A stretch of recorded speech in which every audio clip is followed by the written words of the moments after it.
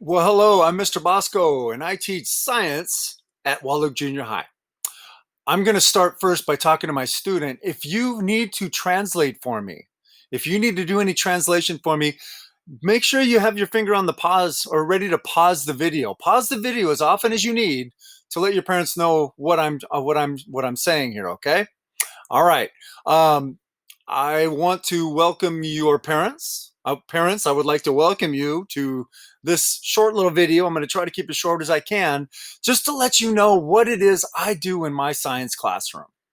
All right. So I'm going to go through a series of slides that help you know what your student does when they come to school.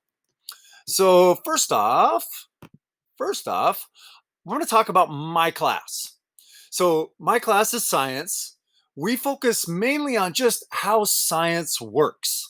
So what do scientists do in their daily lives? And as we do that, we're going to be learning different topics of science. So if you need to translate, you can pause it there. Something else I'm going to be focusing on this year is conversation. Your student is going to be doing or will be doing presentations, but also I am going to have them talk to you about what they're learning. So every once in a while, they may come to you and say, Mr. Bosco wants me to tell you what we're learning. And that's a good time for you guys to just have a seat and let them explain. The more they explain, the more they're going to learn. And that's our goal, is to get them to learn as much as they can, right? Okay. Some of the tools I use in my class to teach. Skyward. Skyward is our grading program. And I just want you to know that you can access that. You can log in and see your students' grades. Something you might do is give our office a call, our school office a call, and find out how you can get that onto your phone. There's a phone app or a computer app that you can check their grades and see how they're doing rather than waiting for progress reports. Okay, so that's really important to do. Check that as often as you can. I also use Google Classroom, and you have access to that as well. You can get signed up, and if you want to do that, send me a message or contact me. I'll get your name in there so you can see what we're doing every day. Your students' other teachers also use Google Classroom too. So it's one of the main methods for us to let your students know what's going on that certain day.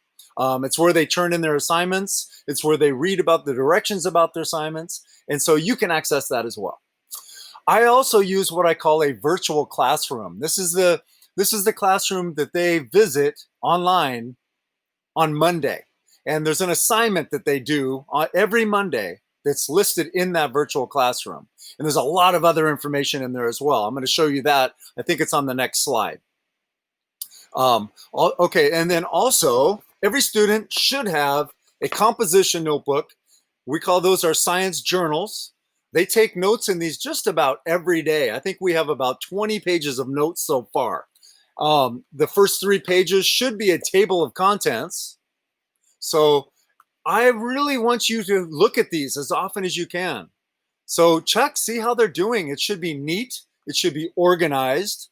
And it shouldn't have too many blank pages. Sometimes I do skip depending on if I have to jump ahead for one class and jump back for another, but there should not be very many blank pages. And after time, those should all get filled in. So please check these often. Ask your student to show me your science journal. These have to be kept safe. So if you see them laying around, get them back to them, okay? Some of them have said that, oh, I got put away and I lost it. Don't make sure that they have these all the time. That's really important. My class, everything we do goes into this journal. All right. So anytime you want to know what we're doing in class, come check the journal. That's a good place to look. Okay. Next, let's see. Something you might want to know is, what is my student doing during the day? I want you to know that in the morning time, they have classes with us, their teachers. So they're going to either have science, math, language arts, or an elective. An elective this quarter is art. So that next time they might have a PE class. They might have some other class. But every quarter, they're always going to have science, math, and language arts plus one elective. And they have those with us, those classes with us during the day, every morning until about 11 o'clock. And then they get a lunch break. And then in the afternoons, is they still are in school. They still need to do their work. They'll have math work to do. They'll have language arts work to do, reading and writing. And science, often, I will have some work for them to be looking at or finishing up that they didn't get done in class. We are also going to be starting a history class that's going to be right after lunch. And then we also have some project-based classes that they'll be doing, that they have an option to do. Also, we have a great time where they will be able to drop in and get help. So if they're not attending a project-based class or a history class, they need to be in a like an office hour. So they're always going to be in class at some point. They may not be looking at the screen all the time, but they will be doing something. Okay, and then also I want to stress that Mondays and those afternoons, Mondays are school days. They need to be working on the projects that we assign them. So Monday in science, they will always have a class assignment to do in our virtual classroom. Language arts and math, I believe the same thing. Art and their elective classes, I believe, will be doing the same thing. So they should be working on Monday, okay? Make sure you're interpreting for me, guys. Okay, and then I just want to show you really quick my virtual classroom. This is a picture of it. You can't see it very well, I get that. But what I'm going to ask you to do, students, tell your parents right now, look at them and say, parents, I am going to show you my virtual classroom after we get done. So you are going to walk them through what you do on Mondays, okay? So you know, parents, Mondays, they're going to click on this overview. They're going to show you this. When they click on overview, it tells them, gives them a little paragraph that tells them what they are going to be learning. Okay. And then they click next. And then there's a learning target that tells them, okay, this is specifically how we're going to learn the assignment or what we're going to learn from the assignment today. They're going to click next. Learning is where I'm going to have a video that I'm going to produce and they are going to learn something from it. And then maybe you guys can watch those videos together. I think that'd be fantastic. And then when they're done watching the video, they click next and there's going to be a application and produce. So they're going to do an assignment. Usually it's just answering questions or giving their thoughts in their science journal. When they're done with that, they click next and there's a reflection. The reflection is I ask them a few extra questions that I just want them to think about. Those are good things that you might take a look at and say, hey, let's talk about it. What did you learn today in science? Those are good things around the dinner table. Have them tell you their think questions. When they're done with that, I usually have them take a picture of the pages in their journal and submit them to an assignment in Google Classroom so I can take a look at them. And I look at every one of them and I'll give them feedback. And I write feedback to them. I'll write them a little note that says, you know, maybe you want to take another look at this and do something different and turn it back in. And then they do that and they respond. So we have these conversations back and forth in Google Classroom on Mondays. So take a look at that, please. Take a look. Take a look at the virtual classroom and Google Classroom. Also, on this virtual classroom, I want them to show you these links that are on the right side of this whiteboard. In there, there's how to contact me. A phone number that you can text me in English or Spanish. I'll translate it if I need to and respond in Spanish if you want me to. I have a phone number for our tech support. If they have any problems with their computers, call that tech support line. They are great and they will help you through that. There's links to their Zoom classes. If you ever want to attend one of my Zoom classes, please drop in. I'll be happy to have you there too. Okay? I have had a couple of parents show up and it's great. I love it. Okay. So have them show you this virtual classroom, please, when they're done so that you can see what we're doing on Mondays. And it actually is an introduction to what we do every week. All right. My grading practices. Okay. Grading practices. Monday assignments. Those Monday assignments that they do in virtual classroom, they need to be completed by 2:30 every day. Around 2:30 and 3 o'clock, I go through them. Like I said, I look through them, and if they've done them according to the instructions, then I give them a passing grade. You will see a P in your progress reports and grade book on that Monday, whether they did it or they did not. If they did not, you'll see an I. All right, and some of these assignments require them to talk to you. So I will give them until later than 2:30. I'll give them to like 8 o'clock at night so that they can talk to you and then write a little response on what you talked about. That'll be part of the assignment. So you might be hearing that a lot. So those are a passing grade, a pass or an incomplete. Science work. Oftentimes I give quizzes. I give a lot of quizzes in my class to find out how the class is doing in general. If I need to back up a little bit, if we can move on. And those quizzes let me know how the students are doing. And it lets them know how they're doing. And then they can come see me if they need extra help. Tests. Tests are the only things that I put into the grade book that have grades associated with them. The grades are a 1, which means they're just not getting the content yet. A 2, which means they're getting close, they're approaching the content understanding. And 3 means, yep, they get it. They're understanding what I'm teaching them. If they get a 2 or a 1, it's not a terrible thing. It's not terrible because they have an opportunity to come back, and I will sit with them as long as it takes to get them to understand the content, and then they can retake a test. And if they retake it and get a better grade, great. If they retake it and get the same grade, they can come back and talk to me. We'll get them caught up, and I'll do that over and over as long as I can. Okay?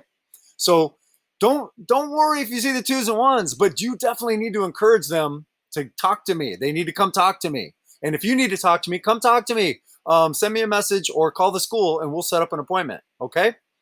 I'm here to help your kids. I promise you that. Okay. If you ever have any questions on any of this, send me a message. I'll be happy to help you out. Okay. Let's see. Whoops. Yes. So you're going to be seeing some things from us. You guys, you're probably new to the junior high. I don't know if this worked the same way at the elementaries, but you're going to be seeing progress reports. In fact, we're sending out progress reports really soon, and you'll be getting a progress report. Progress reports are very important to look at because this is how you monitor the progress. You find out how well your students are doing at that time. If they need extra help, get in touch with me. If they need extra help, send them to me to get extra help. Okay? And this is how we can get them caught up with the rest of the class. So, but feel free to contact me at any time. Report cards are final grades. They go in the grade book and they stay there. So those progress reports are really important to get those grades up before the report card grade goes in. Okay?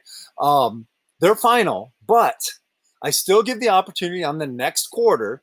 If they need some catching up to do, I will post a new grade in there for them so that it can override their, if they got a 1, say, in the quarter before, I will give them a better grade the quarter 2, and that'll override that. All right. So make sure you know the difference between progress reports and report cards. Report cards are final. Progress reports help us get your kids caught up. All right. Let's see. Classroom grades. I in your progress report and report cards, you're going to see a title called classroom. Classroom, and underneath that's going to be some what are called events. They're activities that the students will do. Our Monday assignments are one of those. You're going to see a pass or incomplete, whether they did it or not. If we do a science lab or an experiment, I don't grade those, but I will say whether they completed it. So you'll know if they completed it by a pass on that, or an incomplete that says they didn't do it. And we need them to do that because that's how they learn. Okay, that's how I teach. So those things, they don't affect their science grade in any way, but they let us know how they're doing in my class, whether they're doing the work, keeping up with things, or, so just to keep us apprised on how they're doing. Okay, next, home experience. This is experiments. This is the last slide. In my class, we're going to have experiments, and they're going to be doing these at home. They're going to be safe. I promise you that. Safety is my number one concern.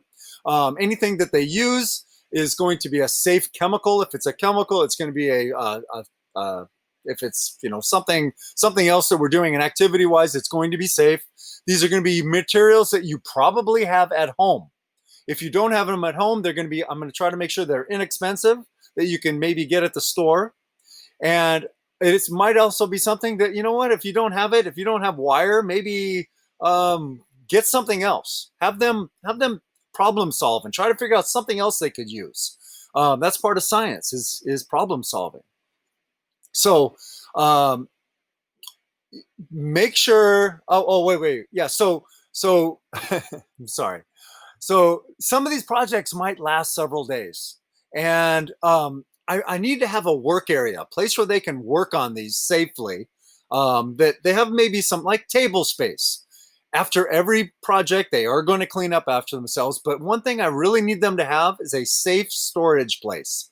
Somewhere that if they're working on a project like a poster or maybe building something, that they can get it up out of the way of little brothers and sisters, or maybe even older brothers and sisters. But like on top of a refrigerator, if they can have a place to put these projects. I've already had students say, oh, my little brother wrote all over my notes and it was a terrible thing. So somewhere that these kids can put their science journals and their projects that are out of the way of siblings or anything else that might happen to them. Hopefully you can find somewhere like that for them. Last, there's going to be times when I might ask them to go outside to get something for class. In my science class, we go outside a lot. We usually go wandering around the school campus to observe and pick up things and bring them back to the lab and look at under the microscopes and things like that. I might ask them to go outside and pick up a leaf, some soil, some dirt, or maybe even some bugs in a cup. And I'm hoping that's okay with you. I will never have them leave your yard. I will never have them go far. And their job is to go out, get something, and come right back. So I want you to know that. If you have any issue with that, let me know that, okay? I want you to feel comfortable with my class. I can work around any of that. So if you have an issue with them going outside, I understand completely. Just let me know, okay? All right, and this is the point where I would usually ask if you have any questions for me. I'm just going to ask you to contact me if you have any questions, and I'm going to scroll up if you, and your students have access to this. So if you want to look at it, please do. This slide. Also, in this virtual classroom, go there. You're going to see right down here, you can't see it very well, but right here, it says contact me. If you want to send me a text, send me a text. You can do that. If you want to call me, you can call me. The only thing is I don't speak Spanish. So you might have to, we can get an interpreter though. Okay? All right, that's all I have. I hope that wasn't too long for you. Thank you very much, and I look forward to working with you and your student. All right, bye.